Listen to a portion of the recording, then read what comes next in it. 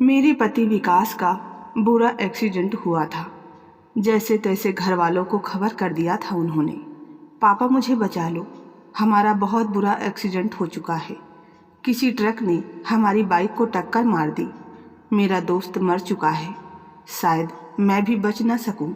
सपना का ख्याल रखना। शहर के एक बड़े अस्पताल में भारी उम्मीदों के साथ मेरे ससुर ने विकास को भर्ती कराया था। वे रोड के बीच में बेसुध अवस्था में पड़े थे। गाड़ी का एक पहिया उनकी जांघ के बीचों बीच से निकल गया था। हाथ पैरों में कई जगह फ्रैक्चर थे। हेलमेट के कारण सिर तो बच गया, पर चेहरा बुरी तरह जख्मी था। पास ही उनके दोस्त की लाश पड़ी थी। ये सब देखने की सपना में हिम्मत ही कहाँ थी। यह तो साथ में गए सपना के देवर नमन व गांव वालों ने ही बताया था। सपना तो सासू माँ और बिरादरी की अन्य औरतों के साथ अस्पताल सीधे पहुंची थी। विकास आईसीयू में थे। अस्पताल के वेटिंग रूम में तमाम ग्रामीण व रिश्तेदार जमा थे। वे आपस में चर्चा कर रहे थे। सपना के कान उनकी बातें सुनने में लगे थे। व्याकुल दशा में उसका दिल धक धक कर उसको ही सुनाई दे रहा था।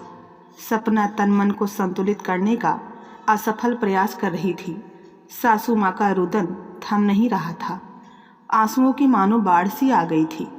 पड़ोसी महिलाएं उन्हें शांत करने का प्रयास कर रही थी। सपना का ध्यान उन लड़कियों की बातों में लगा था जो कुछ दूर धीमे धीमे बतिया रही थी। कोई बता रहा था, यार गाड़ी का पहिया उसके कमर व जांघ से होकर निकल गया था, जिसका निशान साफ साफ दिखाई पड़ रहा था। हमने जायजा लिया था कि कितनी चोट लगी है। कमर व जांघ की हड्डी चूर चूर हो गई थी। हालत बड़ी गंभीर लगती है। सपना ने सुना तो जैसे उसे बेहोशी सी छाने लगी। उसके मुंह से घुटी घुटी चीख निकल पड़ी। औरतों ने सुना तो वे सपना की ओर लपकी। फिर उसे पास में ही बिछी चटाई पर लिटा दिया गया। ननंद तनु भाभी को अखबार से पंखा झलने लगी। हालांकि अस्पताल के पंखे भी चल रहे थे। सपना कुछ देर बाद तनिक सामान्य हालत में आ गई थी। वो घुटने सिकोड़ कर लेटी रही। औरतें धीरे धीरे फुसफुसा रही थी। दूर से आदमियों की हल्की हल्की आवाज़ें आ रही थी। कुछ ही क्षणों बाद कोई नर्स आईसीयू से बाहर आई। तीमारदारों ने उसे घेर लिया। हालत के बारे में पूछने लगे। अभी कुछ कहा नहीं जा सकता, डॉक्टर लगातार देख रहे हैं, कहकर वो तेजी से दूसरे वार्ड में चली गई। अस्पताल वाले लोगों को आईसीयू में घुसने नहीं दे रहे थे। उनका कहना था कि घर वालों को देखकर मरीज को दिल का दौरा पड़ सकता है। अभी 10 मिनट भी नहीं हुए थे कि एक वार्ड बॉय आईसीयू से बाहर निकला। उसकी चाल में धीमापन था। चेहरे में हताशा की कालिमा पुती हुई थी, शमशान सी उदासी। वह बिना इधर उधर देखे मंथर गति से बाहर की ओर बढ़ा जा रहा था। दो एक ने उसे रोककर कुछ पूछना चाहा, पर वह रुका नहीं, चलता ही गया। चलते चलते हाथ इस प्रकार हिला रहा था मानो कह रहा हो, मुझे पता नहीं। हाथ हिलाने से यह भी अर्थ निकलता था कि मुश्किल है। यह भी समझा जा सकता था कि अब कुछ नहीं बचा। लगभग सभी की नज़रें उसी पर थी। उसके हाथ हिलाने का सब मन ही मन अपने अपने ढंग से अर्थ निकाल रहे थे। नमन ने भाभी की ओर देखा। आंखों में प्रश्न चिन्ह थे। सपना ने इशारे से नमन को वार्ड बॉय का पीछा करने को कहा। नमन समझ गए और धीरे धीरे अपने कदम बाहर की ओर बढ़ा दिए। जब लौटे तो मुरझाए हुए थे। डूबते कदमों से मेरे पास आए और बोले, माँ जी ने कहा है अपनी भाभी को घर पर पहुँचा आओ, चलो घर चलते हैं। वे नज़र उठाकर मेरी ओर नहीं देख रहे थे। मैं सशंकित होते हुए उठी और पूछा, क्या कहा उसने? 4 घंटे बाद डॉक्टर ही बतलाएंगे।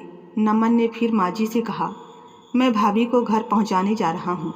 माँ जी ने सहमति में सिर हिलाया। मुझे लगा किसी को भी मेरा यहाँ रुकना अच्छा नहीं लग रहा था। एक तो यहाँ स्थिति नाजुक थी, दूसरा मैं गर्भवती थी। 6ठा महीना चल रहा था। ऐसे में मुझे वहाँ रोकना कौन पसंद करेगा। मैं घर चली आई। खाली घर भाए भाए सा खाने को दौड़ रहा था। मैंने पलंग पर सिरहाने रखे उनके स्वेटर को उठा लिया। पलंग पर गिरकर जोर जोर से रोने लगी। बड़े जतन से मैंने उनका स्वेटर बुना था। जब पूर्ण होने को आया तो नमन को मेरा रुदन बर्दाश्त नहीं हो रहा था। उनका खुद भी गला भर आया था, ये कहकर कि भाभी अपना ख्याल रखना, मैं हॉस्पिटल जा रहा हूँ। और बिना पानी पिए ही वे लौट गए। कल रात्रि से परिवार वालों के गले में अन्न का एक दाना भी नहीं गया था। मकान के पिछवाड़े बनी झोपड़ियों में नौकर व बटाईदारों के परिवार रहते हैं। घर में मालिक लोगों के आने की खबर पाकर एक नौकर की बीबी अपने घर से ही दूध गर्म करके लाई थी। वह बोली, छोटी मालकिन, दूध लाई हूँ, पी लीजिए। बच्चे की खातिर आपके पेट में कुछ न कुछ जाना आवश्यक है। वह दूध का गिलास मेज पर रखकर कुछ दूर खड़ी होकर बोली, मालिक लोगों के आने में समय लगेगा, मैं यहीं हूँ, आपको जो भी कुछ चाहिएगा बतला दें। बाहर जानवरों का सारा काम हमने कर दिया है, लाइट वगैरह भी हम जला देंगे, आप चिंता न करें। पानी की मोटर हम चालू कर देते हैं, कहकर नौकरानी बरामदे के बिजली के स्विच की ओर बढ़ गई। अपने घर का भी कुछ काम काज निपटाकर नौकरानी फिर से हमारे मकान में आ गई। आवाज़ देकर बोली, मालकिन दूध पिया कि नहीं? दूध वैसे ही पड़ा देखकर दुखित मन से बोली, मालकिन यह तो अच्छी बात नहीं है ना। बच्चे को बचाने के लिए आपको कुछ न कुछ खाना पीना तो होगा ही, बच्चा भूखा होगा। उसने जिद कर दूध का गिलास मुझे पकड़ा दिया। बोली, बड़ी मालकिन को पता चलेगा कि हमने आपको कुछ भी खाने पीने को नहीं दिया तो वे बहुत नाराज़ होंगी, हम क्या जवाब देंगे। मैंने ठंडा हो गया दूध पी लिया। वह ठीक ही कहती थी, बच्चे की खातिर मुझे कुछ न कुछ तो लेना ही था। वह पानी का जग और गिलास रख कर गई थी। मैं तकिए को सीने में दबाए फिर लेट गई। मेरा ध्यान हॉस्पिटल की ओर ही था। आशा निराशा के भंवर में मेरा मन डोल रहा था। कभी कभी ऐसा लगता जैसे आंधी तूफान के झोंके में मेरी नौका बच न सकेगी, कई कई मीटर उछलती लहरों में सदा के लिए डूब जाएगी। चिंता आतुर मैं बार बार करवट बदल रही थी। जब मन कुछ हल्का हुआ, स्मृति पटल पर अतीत की सुखद यादें उभरने लगी और कुछ कुछ ऊहापोह में लिपटी भयभीत कर देने वाली यादें तड़प पैदा करने लगी। हमारा और विकास का साथ कॉलेज के दिनों से ही अटखेलियाँ खेलता आ रहा था। तब मैं बीए सेकंड ईयर में थी और विकास फाइनल में थी। हम पैदल ही कॉलेज जाते आते थे, पर इधर कुछ महीनों से अनजाने में एक दूसरे का इंतज़ार करने लगे। सिलसिला चलता रहा, परीक्षा आ गई, सब ने सबको विदाई दी। उस दिन हम दोनों ही उदास थे। हमें पता ही नहीं चला कि हमें कब एक दूसरे से प्रेम हो गया। रास्ता मेरे घर के पास से ही जाता था। मैं इंतज़ार करती, वे मुस्कुराकर आगे बढ़ जाते थे। कहते हैं, इश्क मुश्क खांसी और खुशी छिपाए नहीं छिपते, कभी न कभी उजागर हो ही जाते हैं। गांव के लड़के लड़कियों को भी इसकी भनक लग गई थी, पर ठाकुर रामदेव से भी दुकान के किसी परिचित ने बात छेड़ दी। ठाकुर साहब को यकीन हुआ ही नहीं। बात को टालते हुए सशंकित भारी मन से वे घर लौट आए। ठाकुर साहब बचपन से ही जातिवाद के कठोर हिमायती थे। उन्हें अन्य पिछड़ी जातियों से कोई शिकायत नहीं थी, पर वे ब्राह्मणों से खार खाते थे। कभी किसी पंडित ने उनके सीधे साधे पिता को ठगा था। एक पुरोहित ने शादी में दूसरे पक्ष के पुरोहित से मिलकर दोनों जजमानों की खूब लूट घसोट मचाई थी। ऐसी ही कई बातों के कारण उनके मन में ब्राह्मणों के लिए नफरत भर गई थी। हर कोई इस बात को जानता था कि ठाकुर साहब ब्राह्मणों के नाम से भी नाक भौं सिकोड़ते हैं, पर जब दुकानों महफिलों में ठाकुर साहब के लड़के विकास और अखिलेश की लड़की सपना के प्रेम प्रसंग का जिक्र आता तो वह लोग मुंह दबाकर हंसते। शाम के वक्त घर पहुंचकर ठाकुर साहब ने बाहर से ही विकास को आवाज़ देकर बाहर बुलाया। वे गुस्से में थे, दहाड़ कर बोले, क्यों रे, मैं ये क्या सुन रहा हूँ, तू क्या ब्राह्मण की लड़की के चक्कर में पड़ा है। विकास इस अकस्मात आक्रमण से सन्न रह गया। उसके मुंह से आवाज़ नहीं निकली। तुझे शर्म नहीं आई? एक ठाकुर होकर ब्राह्मण की ही लड़की तुझे पसंद आई? कुछ तो शर्म करता। विकास अंदर अपने कमरे में चला गया। पापा की बात का कोई उत्तर नहीं दिया। अब वो यही कोशिश करता कि वह अपने पापा के सामने ना आए।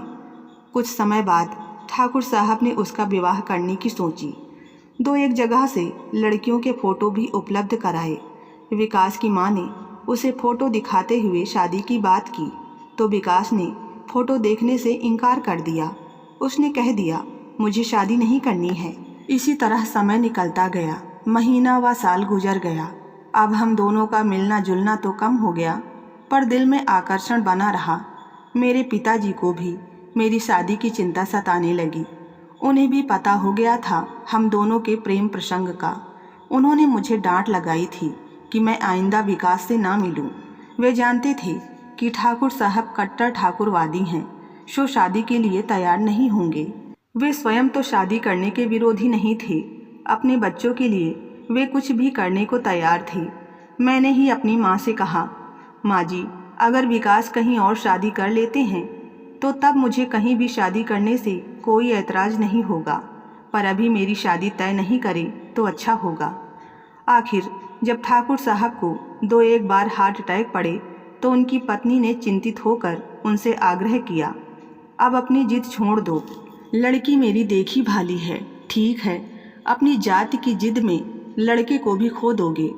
वह उससे ही शादी करना चाहता है, अन्यथा कहीं नहीं करना चाहता। देखो, तुम हार्ट पेशेंट हो, इससे तुम्हें और धक्का लगेगा। तुम्हें कुछ हो गया तो मैं क्या करूँगी। उसकी बात मान लो।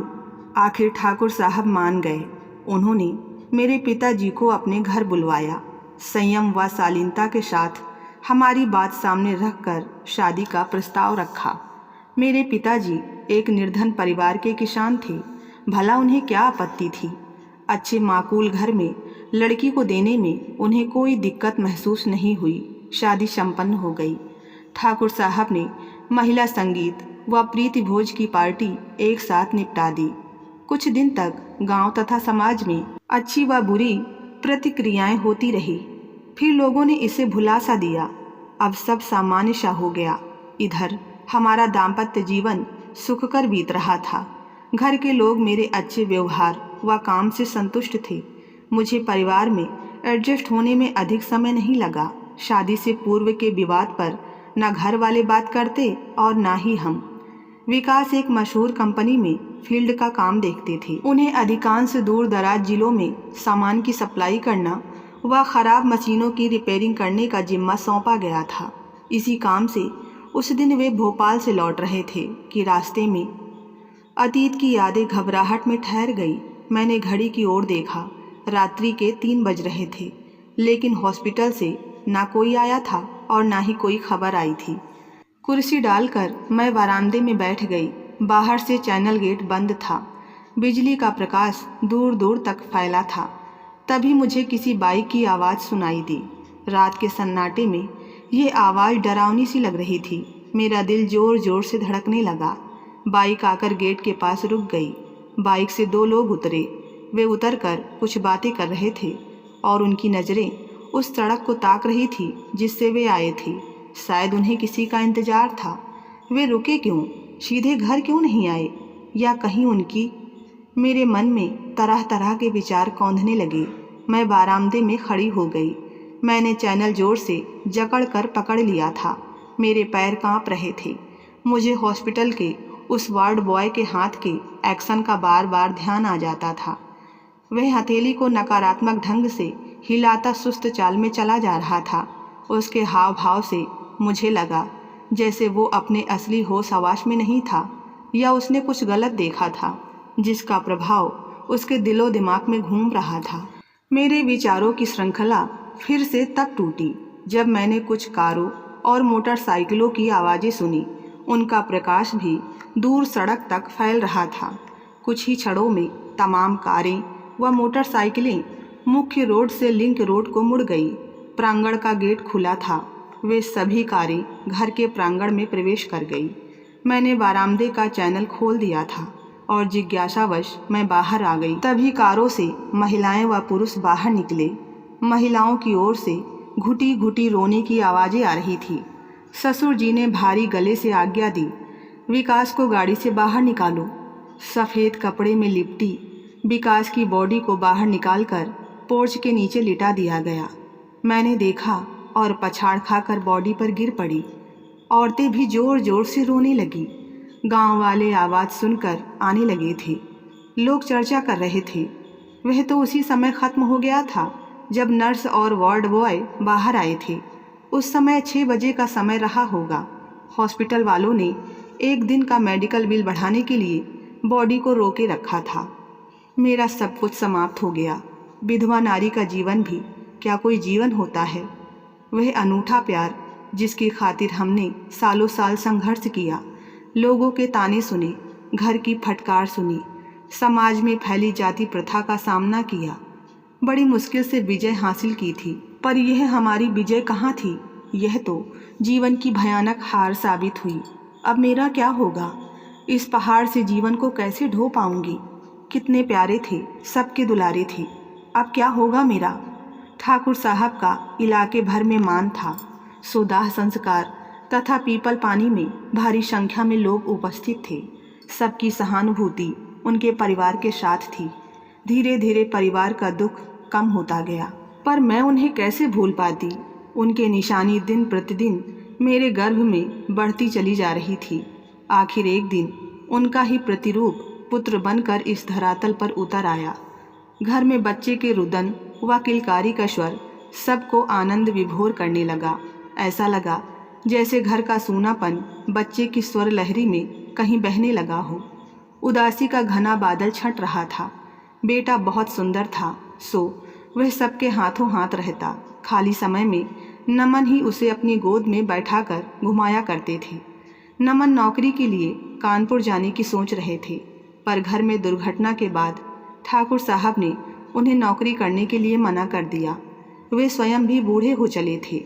फिर बड़े लड़के के निधन ने उनकी कमर ही तोड़ दी थी। सो वे चाहते थे कि छोटा लड़का नमन ही उनके सारे काम काज को देखे। घर में रहने और अधिकतर बेटे को अपने साथ घुमाने से नमन का लगाव मेरी ओर भी होने लगा। यह लगाव बच्चे के कारण था या मेरी टूटकर बिखर चुकी जिंदगी के प्रति दया का भाव था? यह भी हो सकता है कि भरी पूरी जवानी का उन्माद पिघलकर मेरी ओर पसर रहा हो। ऐसा नहीं कि यह उन्माद का ज्वार मात्र नमन की ओर से ही पनप रहा हो। स्वयं मुझे भी ना जाने क्या होता जा रहा था कि मैं उनमें अपने पति विकास का प्रतिबिंब देख रही थी। यही खिंचाव मुझे बेचैन कर जाता। मैं कोशिश करती कि विकास मेरे पास ना आए। अगर घर वालों को उनकी मंशा की तनिक भी भनक लग जाएगी तो अनर्थ हो जाएगा। धीरे धीरे घर के भीतर फुसफुसाहट होने लगी। मम्मी ने पापा जी से कहा, नमन की शादी कर देनी चाहिए, अब वह सयाना हो गया है। पापा ने कहा था, हाँ तुम ठीक कहती हो, मैं बीमार रहने लगा हूँ, जिंदगी का क्या भरोसा। पर बेरोजगार लड़के को एकदम लड़की कहाँ मिलती हैं? कोशिश करनी पड़ेगी। इस कार्य में देरी होती गई। मम्मी बेचैन हो उठी। एक दिन उन्होंने पापा से कह ही दिया, तुम तो आंखें बंद किए रहते हो, घर में क्या हो रहा है तुम्हें पता भी है? आज मम्मी का मूड बहुत खराब था। आखिर क्या हो रहा है, हमें भी तो पता चले, पापा ने जिज्ञासा से पूछा। मम्मी को तनिक संकोच सा हुआ, फिर बोल ही पड़ी, अरे तुम्हारा लाडला जब देखो बच्चे के बहाने अपनी भाभी के कमरे में ही पड़ा रहता है। उसे मैंने डांटा भी है, पर बेशर्म को फर्क पड़े तब ना। तभी तो मैं तुमसे उसकी जल्दी शादी करने की बात कह रही हूँ। मम्मी गुस्से में थी। अरे भाई, भाभी है उसकी, जाता है तो इसमें बुराई क्या है? पापा ने सामान्य ढंग से उत्तर दिया। इतने में ही बात होती तो मैं तुमसे क्यों कहती? वह तो बेशर्म उसकी पलंग पर भी देर देर तक बैठने लगा है। कल कुछ ऊंच नीच हो जाए तो हम मुँह दिखाने के काबिल नहीं रहेंगे। मम्मी खींच कर बोली थी। ओह, ये तो अच्छी बात नहीं। फिर कुछ सोच कर बोले पापा, एक बात बता, ये दोनों एक दूसरे को चाहते हैं? जब चाहते होंगे तभी तो बेशर्मी की हद पार कर रहे हैं, मम्मी बोली। फिर पापा कुछ सोचते हुए बोले, मैं तुम्हारी राय लेना चाहता हूँ, अगर तुम ठीक समझो तो। हाँ कहो, क्या कहना चाहते हो? भाई, अगर बात इतनी आगे बढ़ गई है तो क्यों ना हम दोनों की शादी करवा दें। बहू की ज़िंदगी भी संवर जाएगी और नमन की इच्छा भी पूरी हो जाएगी। घर की जायदाद भी बंटने से बची रहेगी। देख, तू पहले इन दोनों का मन टटोल ले। नमन से कहना कि तेरे लिए पापा किसी लड़की वालों से बात कर रहे हैं। 2 दिन में खबर मिल जाएगी, पापा ने राय दी। ये क्या कह रहे हो तुम? दिमाग तो ठीक है। अरे दुनिया क्या कहेगी? एक तो पहले ही पंडित की लड़की लाकर खूब खिल्ली उड़ी थी, अब फिर अगर विकास की तरह वो भी नहीं माना तो? मम्मी सशंकित बोली। तब हमारे लिए लाचारी होगी। बहू अच्छी लड़की है, घर का घर में ही निपट जाए तो ठीक ही है। जहाँ तक बाहर वालों की टीका टिप्पणी की बात है, वह तो पहले भी हुई थी, फिर सब शांत हो गया। यहाँ भी लोग आलोचना करेंगे, फिर वे समय पर शांत हो जाएंगे, पापा ने कहा था। ठीक है, देखती हूँ क्या कहते हैं, मम्मी ने बुझे मन से कहा। शाम को मम्मी ने नमन से लड़की देखने की बात कही। नमन ने अनमनाते हुए मना कर दिया। फिर मुझसे पूछा, बहू तू क्या चाहती है? इसके लिए लड़की ढूंढें?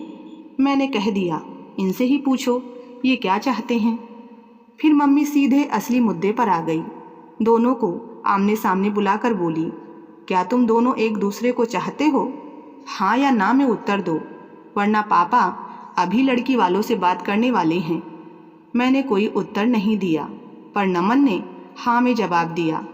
तो तुम दोनों शादी के लिए तैयार हो? हाँ या ना में जवाब दो। मम्मी का मूड खराब हो चला था। कुछ देर मौन रहने के बाद नमन बोले, हाँ मैं शादी के लिए तैयार हूँ। और बहू तुम? मम्मी जी नमन जैसा चाहेंगे मैं उनके साथ हूँ। मैंने अपनी बात सामने रख दी। मैं जानती थी अगर अब चूकी तो फिर आगे पछताना ही पड़ेगा। मम्मी सुनकर चली गईं। उन्हें यह सब अच्छा नहीं लगा था। 15 दिनों बाद हम दोनों का विवाह संपन्न हो गया। अगले दिन शाम को प्रीति अधिकांश समझदार पढ़े लिखे पुरुष विधवा विवाह, वो भी घर ही घर में किए जाने पर मेरे ससुर जी को बधाई दे रहे थे और खुशी जाहिर कर रहे थे। ये सारा कार्यक्रम निपट जाने से मेरी और नमन की खुशी का ठिकाना नहीं था। यह तो मैं जानती थी, पुरुष वर्ग इस तरह के सामाजिक कार्यों में संतोष ही जाहिर करते हैं, उन्हें किसी तरह की कोई आपत्ति नहीं होती। पर कुछ महिलाएं विधवा विवाह, पुनर्विवाह या अपने ही घर में देवर से विवाह कर लेना पचा नहीं पाती। यही वे महिलाएं हैं जो स्वयं के विवाह में या अपनों के विवाह में दहेज की भरपूर लोलुप भी होती हैं। कम दहेज आने का मलाल उनमें बना रहता है, जो आगे दुल्हन के साथ कलह का कारण बनता है। खैर, मेरा अपने ही घर में अपने देवर से पुनर्विवाह हो गया। लोगों का कहा भला बुरा सब सहन कर लूँगी। जब घर वालों को कोई ऐतराज नहीं तो बाहर वालों की क्या चिंता करनी। अगले दिन सुबह सुबह मम्मी ने मुझे और मेरी ननंद को गांव के कुल देवी के मंदिर दर्शन के लिए भेज दिया। जब हम अपने चचिया ससुर मुकुल सिंह के घर की बाउंड्री के पास पहुँचे तो हमें कई औरतों के जोर जोर से बतियाने की आवाज़ सुनाई पड़ी। बातें हमारे परिवार व शादी को लेकर ही हो रही थी। हमारे पैर थम गए। एक औरत की चिर परिचित आवाज़ आ रही थी, अरे ये पंडिताइन तो उनके बड़े लड़के को खा गई, अब लगता है दूसरे की बारी है। सीधे साधे बच्चों को ना जाने किसकी नज़र लग गई। दूसरी सयानी औरत कह रही थी, बुढ़िया को भी तो तनिक समझ होनी थी, उसने क्या उनके रंग ढंग नहीं देखे होंगे? पता नहीं उसने ना जाने कब से उसे फांस रखा होगा। अगली आवाज़ मिर्च मसाला लगा कर आ रही थी, उस घर में तो डायन आई है। डायन एक को तो खा गई, अभी ना जाने कितनों को और खा जाएगी। कई औरतें हाँ में हाँ मिला रही थी। मैं आगे सुन न सकी, मुझे रुलाई आने लगी। मैंने धोती के छोर को मुंह में डाल लिया और वहीं से वापस लौट गई। भरे मन से मेरी ननंद भी मेरे पीछे पीछे लौट आई। मेरी रुलाई रो के नहीं रुक रही थी, बार बार वही शब्द कानों में गूंज रहे थे, बड़े लड़के को खा गई, अब लगता है दूसरे की बारी है, न जाने कब से फांस रखा है। उस घर में डायन आई है, डायन खा जाएगी। मैं अपने कमरे का दरवाज़ा बंद कर फूट फूट कर रोने लगी। उस पूरे दिन मैं अपने कमरे में बंद रही, किसी से नहीं बोली और ना ही कुछ खाया पिया। ननंद ने सारी बात मम्मी से कह दी होगी, सो उन्होंने मुझ पर अधिक दबाव नहीं डाला, मन हल्का होने के लिए छोड़ दिया। मेरा बेटा नमन के पास था, कभी कभी उन्हीं के पास सो भी जाता था। मैंने भी उसे अपने पास नहीं मंगाया। मेरे लिए यह सब बर्दाश्त के बाहर होता जा रहा था। मैं अपने आप से ही सवाल जवाब करने लगी थी। मैंने किसी का क्या बिगाड़ा था? प्यार करना क्या गुनाह है? हमने तो जातिवाद का बंधन तोड़ा था। इसमें हम दोनों की रजामंदी थी। विदेश या दूर दराज के शहरों में जाति कौन देखता है, गुण योग्यता देखी जाती है। फिर यहाँ ये ढकोसला क्यों? बाद में नमन की इच्छा को मैं टाल नहीं सकी। नमन में मुझे अपने विकास का प्रतिबिंब नजर आता था, सो मैं भी उसकी ओर झुकती चली गई। मैं विधवा विवाह के लिए राजी हो गई, वो भी अपने ही घर में। इसमें क्या बुराई थी? विकास तो एक हादसे के शिकार हो गए, उनके साथ उनका दोस्त भी तो मर गया। क्या वो भी मेरे ही कारण मृत्यु को प्राप्त हुए? क्या उन्हें भी मैं ही खा गई? दुनिया तो अब एडवांस हो गई है, पर हमारे गाँवों की महिलाओं की रूढ़िवादी सोच, अंधविश्वास कब समाप्त होगा? उनके हिसाब से मैं नमन को भी खा जाऊंगी। समझ नहीं आता मैं क्या करूं। कहीं कभी सचमुच नमन को कुछ हो जाए तो मैं गांव भर की डायन कही जाऊंगी। लोग मुझे डेले पत्थर मारेंगे। मैं कल्पना मात्र से ही सिहर उठी।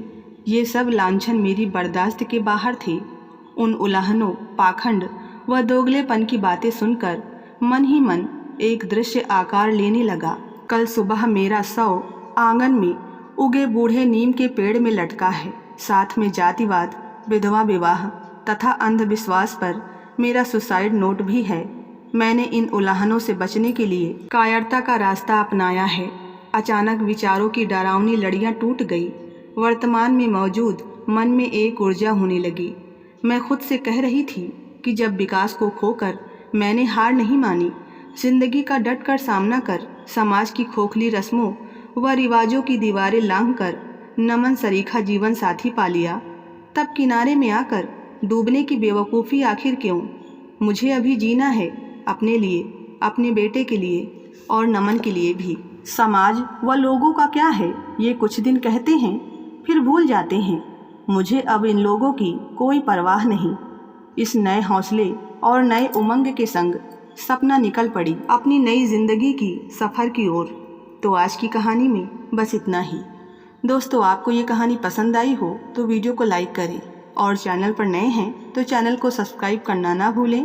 मिलते हैं नई कहानी के साथ, तब तक के लिए धन्यवाद।